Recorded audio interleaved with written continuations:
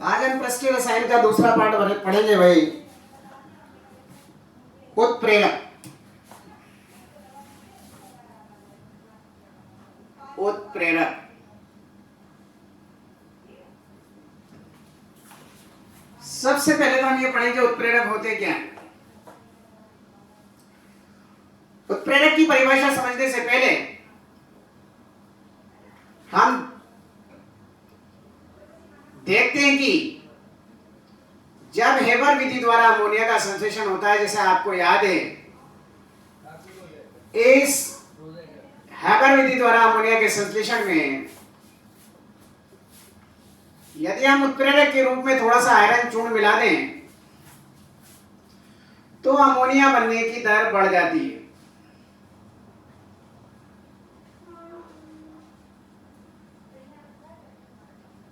अगर उत्प्रेरक ना भी लें तो भी नाइट्रोजन हाइड्रोजन से संयोग करके अमोनिया का निर्माण करेगी, लेकिन यह अमोनिया कम मात्रा में बनेगी। यदि हम इसमें उत्प्रेरक के रूप में आयरन चूर्ण मिला दें तो यह आयरन चूर्ण इस अमोनिया के बनने की दर को बढ़ा देता है। तो यहां आयरन चूर्ण क्या कहलाएगा भाई? उत्प्रेरक कहलाएगा। इसी प्रकार संपर्क विधि में जब हम सल्फर डाइऑक्साइड का ऑक्सीकरण करते हैं और नाइट्रिक ऑक्साइड उत्प्रेरक लेते हैं तो सल्फर ट्राइऑक्साइड अधिक मात्रा में बनती है। तो यहां नाइट्रिक ऑक्साइड क्या कहलाएगा? उत्प्रेरक कहलाएगा। इसी प्रकार यदि सल्फर डाइऑक्साइड का ऑक्सीकरण हम ग्लिसरॉल उत्प्रेरक की उपस्थिति में करें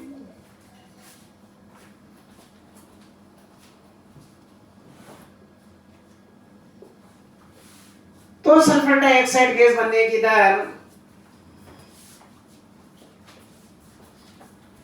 कम हो जाती है। इसका मतलब यह हुआ रासायनिक अभिक्रिया के वेग को बढ़ाता भी है और घटाता भी है।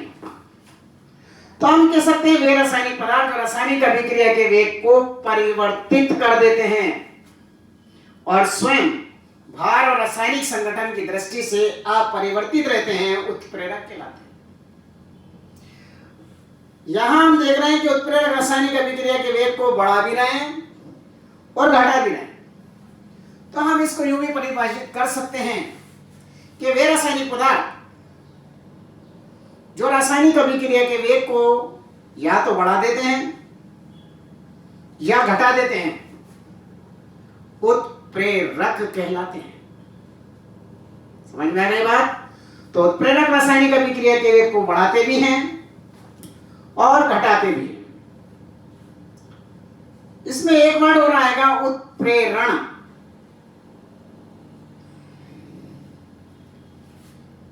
जब आपसे उत्प्रेरण पूछा जाता है तो आप उत्प्रेरण की परिभाषा लिख देते हैं, जो कि गलत है। उत्प्रेरण क्या होता है? देखिए, उत्प्रेरण होता है उत्प्रेरक द्वारा रासायनिक अभिक्रिया के वेग को परिवर्तित करने की प्रक्रिया को उत्प्रेरण कहते हैं। तो उत्प्रेरण क्या हुआ भाई? रासायनिक अभिक्रिया के वेग को परिवर्तित करने की प्रक्रिया को उत्प्रेरण कहते हैं। समझ में आ गया उत्प्रेरक क्या होता है, उत्प्रेरण क्या होता है? तो उत्प्रेरक द्वारा रासायनिक अभिक्रिया के वेग को परिवर्तित करने की प्रक्रिया को उत्प्रेरण कहते हैं।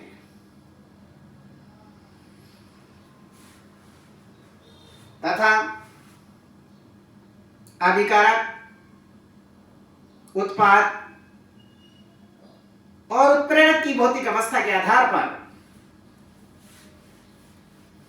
उत्प्रेरकों को दो भागों में बांटा गया है। एक समांगी उत्प्रेरक,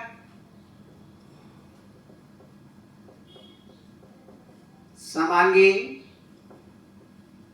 उत्प्रेरक या समांगी उत्प्रेरण। दूसरा विषमांगी उत्प्रेरक या विषमांगी उत्प्रेरण। पहले हम पढ़ने जा रहे हैं समांगी उत्प्रेरक या समांगी उत्प्रेरण। देखिए जैसे नाम से लग रहा है समांगी उत्प्रेरक। समांगी यानी कि समान। क्या समान? भौतिक अवस्था समान। किसकी भौतिक अवस्था समान? उत्प्रेरक की भौतिक अवस्था अभिकारक और उत्प्रेरक की, अभिकारक और उत्पाद की भौतिक अवस्था के समान हो। इसका मतलब हम कैसे परिभाषित करेंगे समांगी उत्प्रेरक को? वे उत्प्रेरक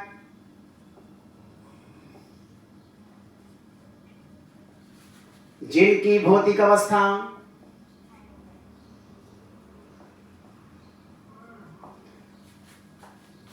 अभिकारक वे उत्पाद की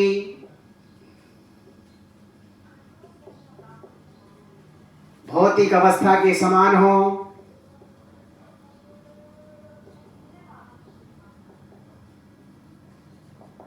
समांगी उत्प्रेरक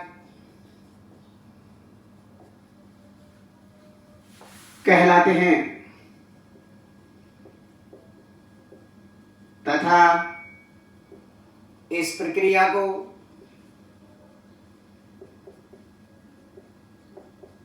समांगी उत्प्रेरण कहते हैं।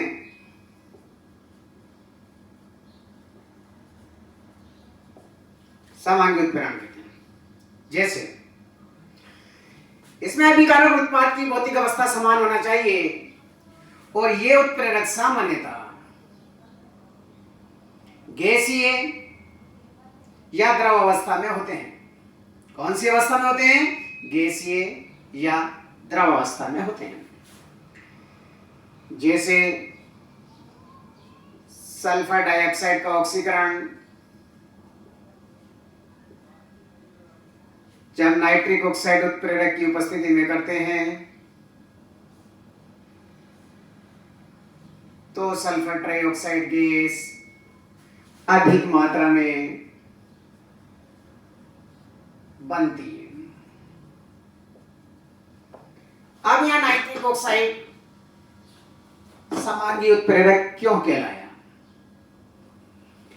यहां देखिए ये क्या है? अभिकारक। इस अभिकारक की भौतिक अवस्था कौन सी है? गैसीय। ये क्या बना है? उत्पाद। इसकी भौतिक अवस्था भी कौन सी है? गैसीय। और इस उत्प्रेरक की भौतिक अवस्था भी कौन सी है? गैसीय। तो अपन ने पढ़ा वे उत्प्रेरक जिसकी भौतिक अवस्था अभिकारक और उत्पाद की भौतिक अवस्था के समान हो समांगी उत्प्रेरक कहलाते हैं और इस प्रक्रिया को समांगी उत्प्रेरण कहते हैं। इसी तरह से जैसे एथिल एसीटेट है, इस एथिल एसीटेट का अगर हम जल अपघटन कराएं HCl उत्प्रेरक की उपस्थिति में तो एथेनॉल और एसिटिक अम्ल का निर्माण होता है। यहां HCl क्या है भाई? उत्प्रेरक। देखिए अभिकारक की भौतिक अवस्था कौन सी है? द्रव। उत्पाद की भौतिक अवस्था कौन सी है? द्रव। उत्प्रेरक की भौतिक अवस्था कौन सी है? द्रव। तो यहां इस उत्प्रेरक की भौतिक अवस्था अभिकारक और उत्पाद की भौतिक अवस्था के समान है, इसलिए ये क्या कहलाएंगे, समांगी उत्प्रेरक कहलाएंगे। और इस प्रक्रिया को हम कहेंगे समांगी उत्प्रेरण। यहां देखा, ये उत्प्रेरक सामान्यतः कौन सी अवस्था में होते हैं, या तो ये गैसीय अवस्था में होते हैं या ये द्रव अवस्था में होते हैं।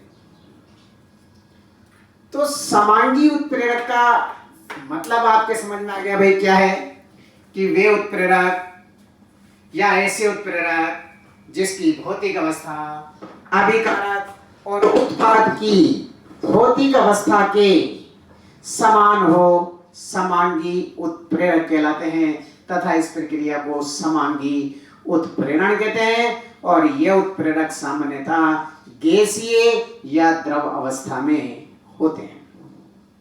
ठीक है, इसके बाद देखिए, ये जो समांगी उत्प्रेरक है,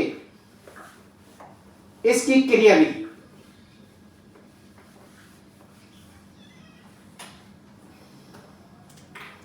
समांगी उत्प्रेरक की क्रियाविधि,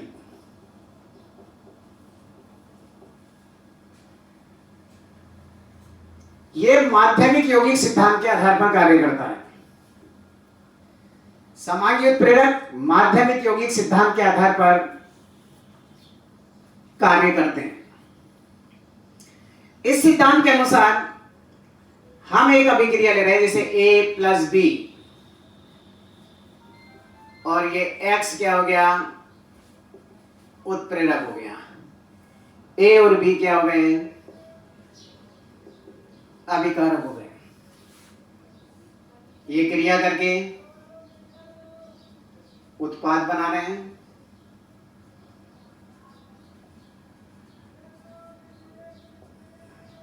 इसकी क्रियाविधि देखें।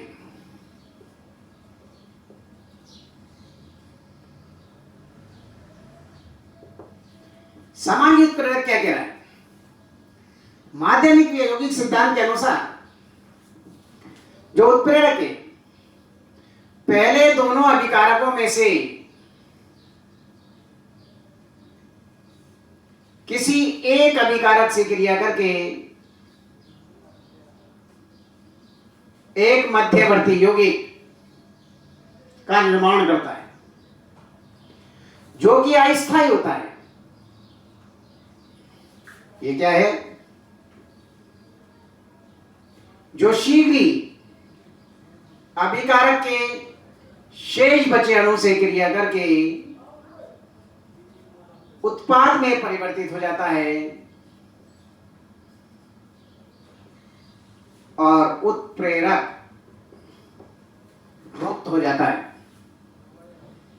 यानी कि माध्यमिक यौगिक सिद्धांत कहता है कि जो उत्प्रेरक है, वो दोनों अभिकारकों में से किसी एक अभिकारक से क्रिया करके अस्थायी मध्यवर्ती यौगिक का निर्माण कर देता है। इस प्रकार बना हुआ मध्यवर्ती यौगिक शीघ्र अभिकारक के शेष बचे दूसरे अभिकारक से क्रिया करके उत्पाद में परिवर्तित हो जाता है और उत्प्रेरक मुक्त हो जाता है। ठीक, ये समांगी उत्प्रेरक की क्रियाविधि होगी। इसके बाद आता है भाई दूसरा प्रकार, एक तो समांगी उत्प्रेरक हुआ, दूसरा है विषमांगी उत्प्रेरक। विषमांगी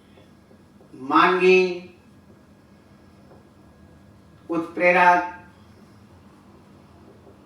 या विषमांगी उत्प्रेरण, इसकी परिभाषा लिखते हैं पहले। विषमांगी यानी कि अलग अलग, क्या अलग अलग, भौतिक अवस्था अलग अलग। किसकी भौतिक अवस्था, उत्पाद की भौतिक अवस्था अभिकारक और उत्पाद की भौतिक अवस्था से भिन्न हो। यानी कि हम कह सकते हैं कि वे उत्प्रेरक जिसकी भौतिक अवस्था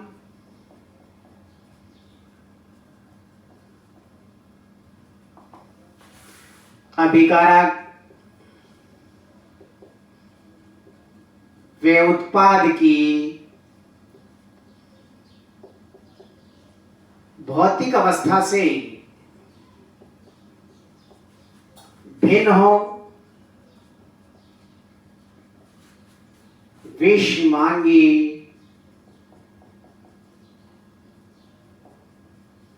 उत्प्रेरक कहलाते हैं तथा इस प्रक्रिया को विषमांगी उत्प्रेरण कहते हैं।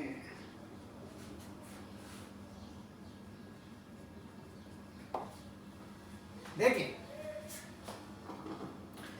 इसमें जैसे हैबर विधि द्वारा जब हम अमोनिया का संश्लेषण करते हैं तो इसमें आयरन चूर्ण उत्प्रेरक मिलाते हैं। क्या मिलाते हैं? आयरन चूर्ण,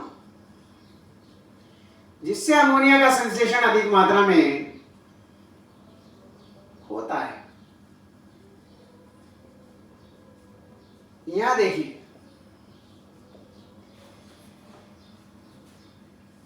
अभिकारक की भौतिक अवस्था कौन सी है? गैसीय। उत्पाद की भौतिक अवस्था कौन सी है? गैसीय। लेकिन उत्प्रेरक की भौतिक अवस्था क्या है? यहां ठोस। तो यहां उत्प्रेरक की भौतिक अवस्था अभिकारक और उत्पाद की भौतिक अवस्था से भिन्न है, इसलिए इसे क्या कहेंगे? हम विषमांगी उत्प्रेरक कहेंगे। और इस प्रक्रिया को विषमांगी उत्प्रेरण कहते हैं। तो समांगी में देखा अपन ने, उत्प्रेरक की भौतिक अवस्था अभिकारक और उत्पाद की भौतिक अवस्था के समान होती है, और विषमांगी में देखा है कि उत्प्रेरक की भौतिक अवस्था अभिकारक और उत्पाद की भौतिक अवस्था से भिन्न होती है। समांगी उत्प्रेरक सामान्यतः द्रव या गैसीय अवस्था में होते हैं, जबकि विषमांगी उत्प्रेरक सामान्यतः ठोस अवस्था में होते हैं। इसके बाद भाई समांगी उत्प्रेरक की अपन ने पढ़ी थी क्रिया विधि। इसी प्रकार हम पढ़ेंगे विषमांगी उत्प्रेरकों की क्रिया विधि। विषमांगी जो उत्प्रेरक है यह अधिशोषण के सिद्धांत पर कार्य करता है। किसके सिद्धांत पर कार्य करता है? अधिशोषण के सिद्धांत पर कार्य करता है। इसमें क्या होता है? जैसे देखिए, एक छोटा सा डायग्राम अपन बनाते हैं, उससे अपन इसको समझते हैं।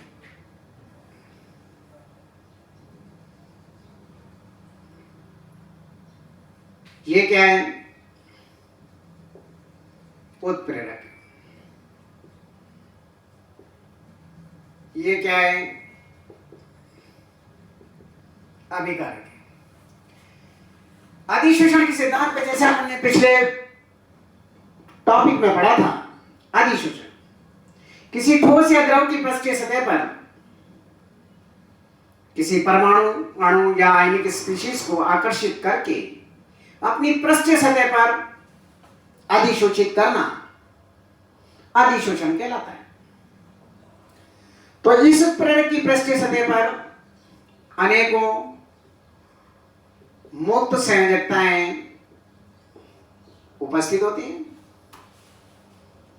और इन पृष्ठीय सतही कणों पर असंतुलित आंतरिक आकर्षण बल भी कार्य करता है। इसलिए जब इस अभिकारक में इस उत्प्रेरक को डालते हैं तो इस उत्प्रेरक की पृष्ठीय सतह पर अभिकारक के अणु का विसरण होता है और ये इसकी पृष्ठीय सतह पर अधिशोषित होने लगते हैं। अभिकारक ए और बी का अधिशोषण, अभिकारक ए व बी का अधिशोषण, जिससे धीरे धीरे इस उत्प्रेरक की पृष्ठीय सतह पर अभिकारकों के अणुओं की सांद्रता बढ़ने लगती है और बढ़ जाती है, जिससे अधिक से अधिक अभिकारक के अणु परस्पर संयोग करके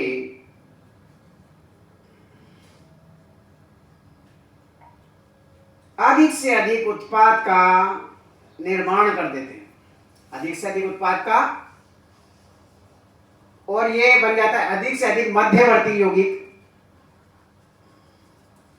बना देते हैं। आपको याद है मध्यवर्ती यौगिक अस्थायी होता है, इसलिए शीघ्र ही ये उत्पाद के अणुओं का विशोषण कर देते हैं। ये बना हुआ जो उत्पाद है और उत्प्रेरक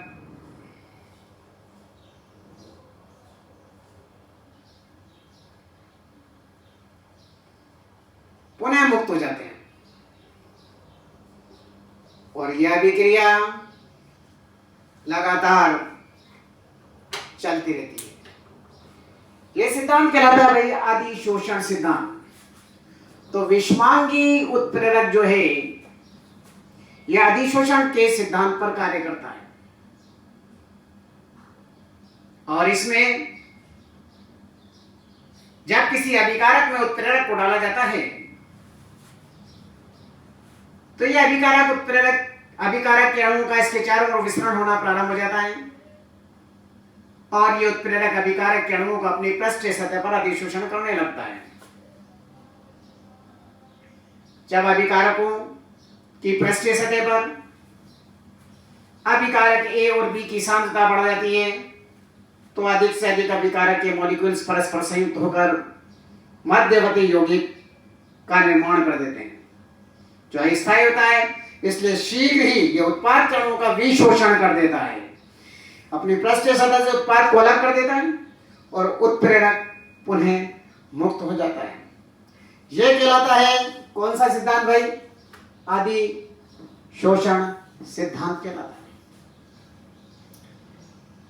इसके बाद आता है समांगी और विषमांगी उत्प्रेरकों के गुणधर्म। समांगी और विषमांगी उत्प्रेरकों के गुणधर्म में नंबर 1 के गुणधर्म है पहला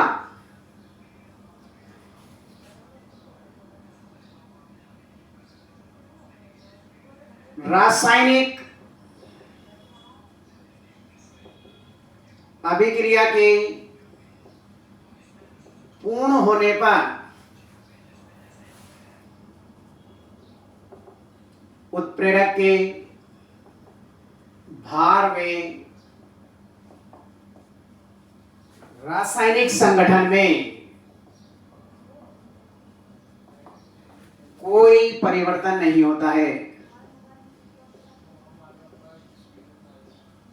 कोई परिवर्तन नहीं होता है। रासायनिक अभिक्रिया के पूर्ण होने पर उत्प्रेरक के भार में रासायनिक संगठन में कोई परिवर्तन नहीं होता है। नंबर 2, एक उत्प्रेरक किसी एक विशिष्ट अभिक्रिया को ही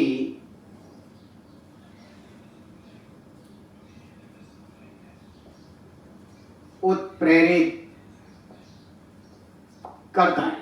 एक उत्प्रेरक किसी एक विशिष्ट अभिक्रिया को उत्प्रेरित करता है। यह नहीं कि एक ही उत्प्रेरक अलग अलग अभिक्रियाओं में कार्य करेगा, ऐसा नहीं है। हर एक अभिक्रिया के लिए अलग उत्प्रेरक होगा। नंबर 3, उत्प्रेरक की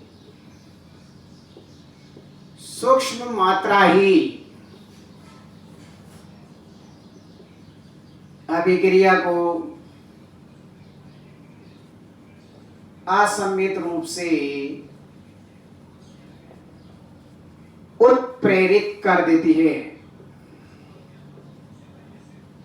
उत्प्रेरक की सूक्ष्म मात्रा ही अभिक्रिया को असम्मित रूप से उत्प्रेरित कर देती है। नंबर 4, ये उत्प्रेरक साम्य अवस्था को प्रभावित नहीं करते हैं। नंबर 5, इन उत्प्रेरकों के लिए उपयुक्त ताप की आवश्यकता होती है।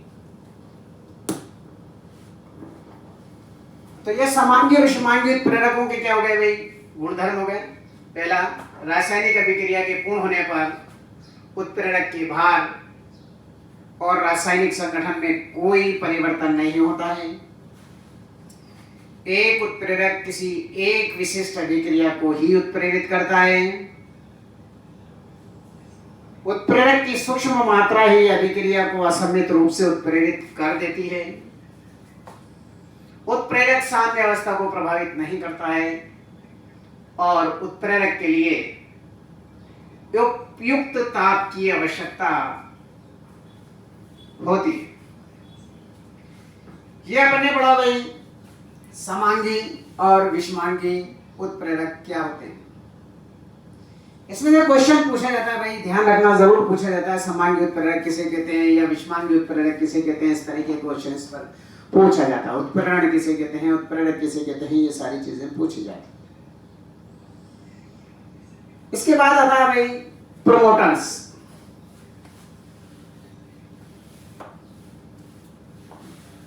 बस एक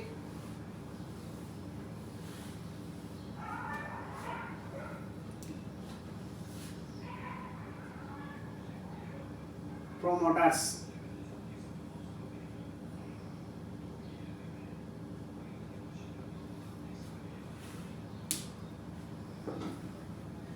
प्रोमोटर्स क्या होते हैं?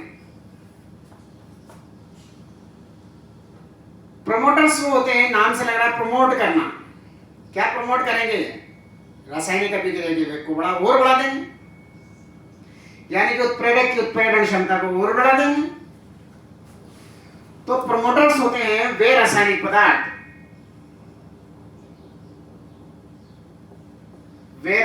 पदार्थ, जो उत्प्रेरकों की उत्प्रेरण क्षमता को बढ़ा देते हैं। प्रोमोटर्स कहलाते हैं।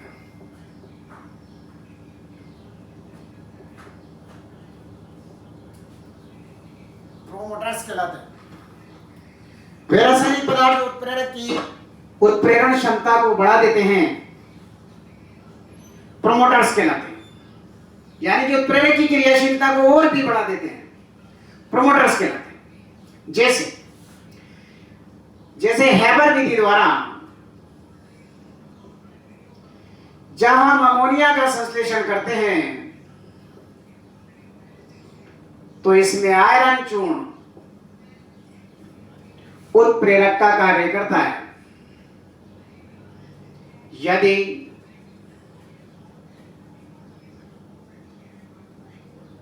हम इस आयरन चूर्ण के साथ थोड़ी मात्रा में मोलिब्डेनम चूर्ण मिला दें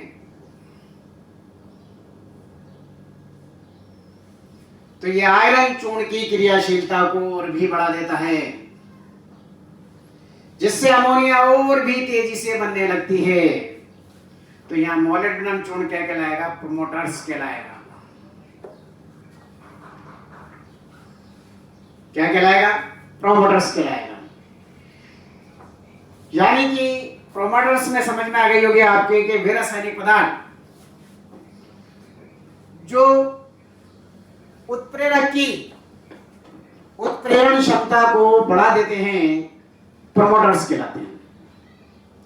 सवाल ये उठता है कि जो प्रोमोटर्स है ये रासायनिक अभिक्रिया के वेग को कैसे और क्यों बढ़ा देते हैं? इसमें देखना है, जैसे मान लीजिए ये आयरन चूर्ण उत्प्रेरक है, ये उत्प्रेरक है,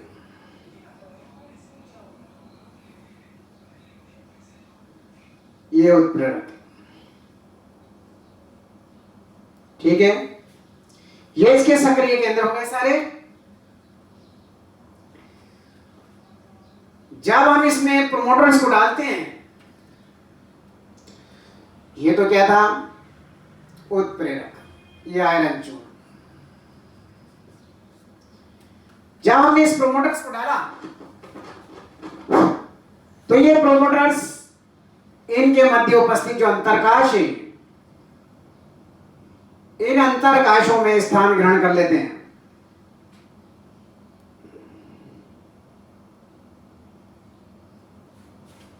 जिससे सक्रिय केंद्रों की संख्या बढ़ जाती है। सक्रिय केंद्रों की संख्या क्या होती है? बढ़ जाती है, यानी मुक्त संयोजकताओं में वृद्धि हो जाती है, जिससे अभिकारक के अधिक से अधिक अणुओं को अपनी पृष्ठीय सतह पर अधिशोषित करते हैं, फलस्वरूप अधिक से अधिक अभिकारकों का निर्माण करते हैं। तो प्रोमोटर्स कैसे बढ़ाते हैं?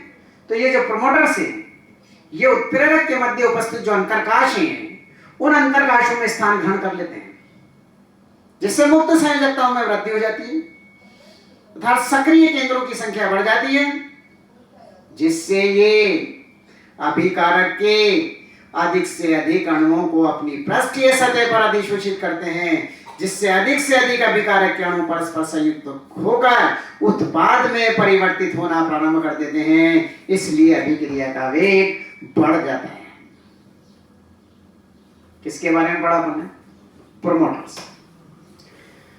प्रोमोटर्स के बाद हम देखते हैं भाई उत्प्रेरक विष। इंपॉर्टेंट है, एग्जाम में पूछा जाता है। प्रोमोटर्स और विष में से एक जरूर पूछा जाता है। तो उत्प्रेरक विष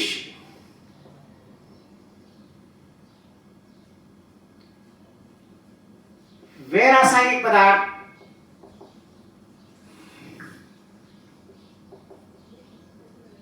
जो उत्प्रेरक की उत्प्रेरण क्षमता को नष्ट कर देते हैं। उत्प्रेरक की उत्प्रेरण क्षमता को नष्ट कर देते हैं, उत्प्रेरक विष कहलाते हैं।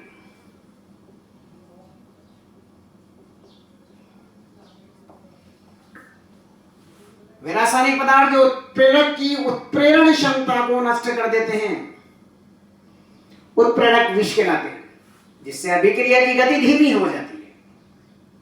कैसे? यदि हैबर विधि द्वारा अमोनिया के संश्लेषण में आयरन चूर्ण के साथ हम थोड़ी H2S गैस प्रवाहित कर दें,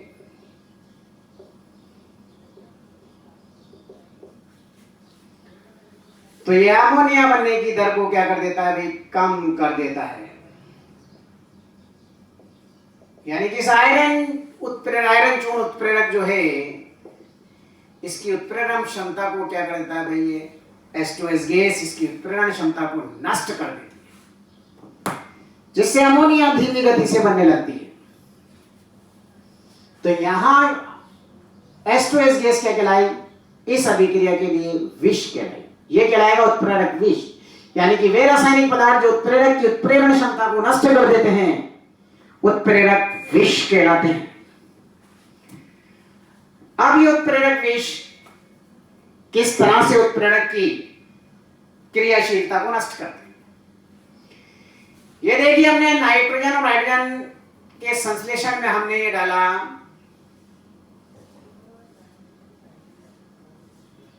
आयरन चूर्ण उत्प्रेरक, ये Fe चूर्ण उत्प्रेरक है।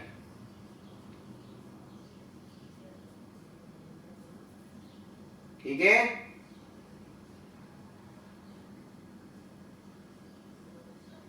ये क्या है, सब मुक्त संयोजकता है।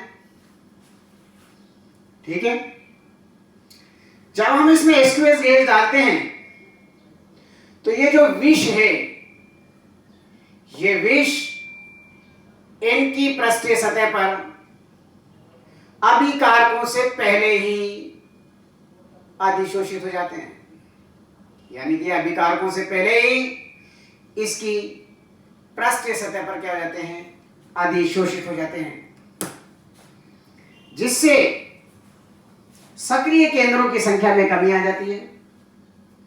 फलस्वरूप इसकी पृष्ठीय सतह पर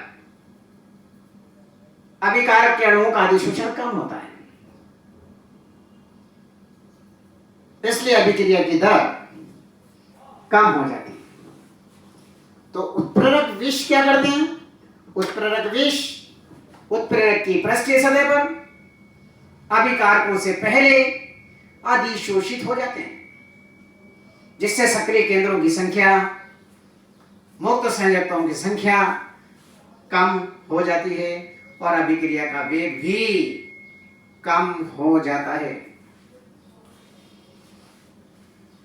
तो यहां क्वेश्चन पूछा जाता है उत्प्रेरक विष किसे कहते हैं तथा उत्प्रेरक विष के मिलाने से अभिक्रिया की दर क्यों कम हो जाती है। अब यह क्वेश्चन आपसे पूछा जाता है कि प्रोमोटर्स किसे कहते हैं और प्रोमोटर्स के मिलाने से रासायनिक अभिक्रिया की दर कैसे बढ़ जाती है, यह क्वेश्चन भी आपसे पूछा जाता है। आज अपन ने उत्प्रेरक किसे कहते हैं, उत्प्रेरण क्या होता है, उत्प्रेरण कितने प्रकार का होता है, समांगी विषमांगी उत्प्रेरक क्या है, समांगी विषमांगी उत्प्रेरकों की क्रियाविधि क्या है, समांगी और विषमांगी उत्प्रेरकों के गुणधर्म क्या है, प्रोमोटर्स क्या होते हैं और उत्प्रेरक विष क्या होते हैं, इसके बारे में पढ़ा। नेक्स्ट क्लास में अपन पढ़ेंगे उत्प्रेरकों के प्रकार, इसके बाद एंजाइम उत्प्रेरक और जियोलाइट उत्प्रेरक पढ़ के इस टॉपिक को समाप्त कर देंगे। कल अपन इसको नेक्स्ट टॉपिक लेंगे इसका, इसी के अंदर उत्प्रेरकों के प्रकार, एंजाइम उत्प्रेरक और जियोलाइट उत्प्रेरक के बारे में पढ़ेंगे। Thank you.